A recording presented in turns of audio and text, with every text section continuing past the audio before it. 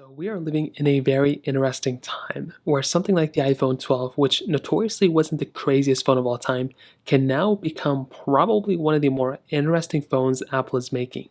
Now, this iPhone, historically, a lot of these iPhones, including my iPhone 12 Pro that I have here, had some pretty big battery degradation problems. My 12 Pro is at like 80 something percent. My iPhone 12 is still at 100%, which is really, really good. I love seeing that. So, some credit there for Apple. But after installing iOS 16 on pretty much all my iPhones, I'm seeing a lot of different things starting to shift. Now, with this iPhone 12, I've had it installed since beta 1. So I installed beta 1, beta 2, beta 3, and now beta 4. There may be another beta that comes out in the future. And I just did a battery test from a majority of my different iPhones that I own, including the iPhone 12 Pro. And basically, what I found was that this specific iPhone is holding up very well in that performance standpoint from this battery life, which is so crazy. Now I'm going to go ahead and show you the battery life test that I just did, which is pretty insane.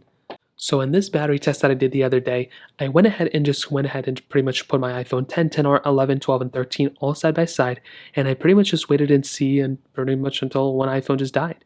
And the iPhone 10R and 11 died first, but the iPhone 12 actually ended up outperforming my iPhone 13 towards the end of it. So 5 hours and 48 minutes in, these iPhones all died. The 10, 10R, and 11 all died, but you can see right here my iPhone 12 is at 42%, but my iPhone 13 is actually at 37%.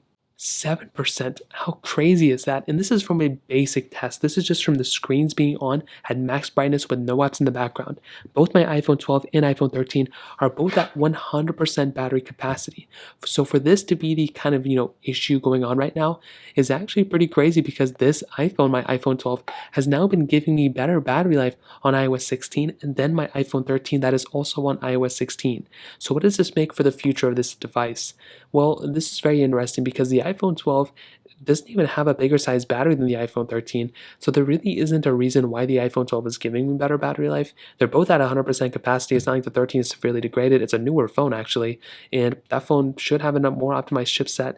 It has a bigger battery too, so the fact that this iPhone was outperforming my iPhone 11, 10R, and 10 by that big of a margin is actually pretty crazy. So I think this is some awesome news for the iPhone 12.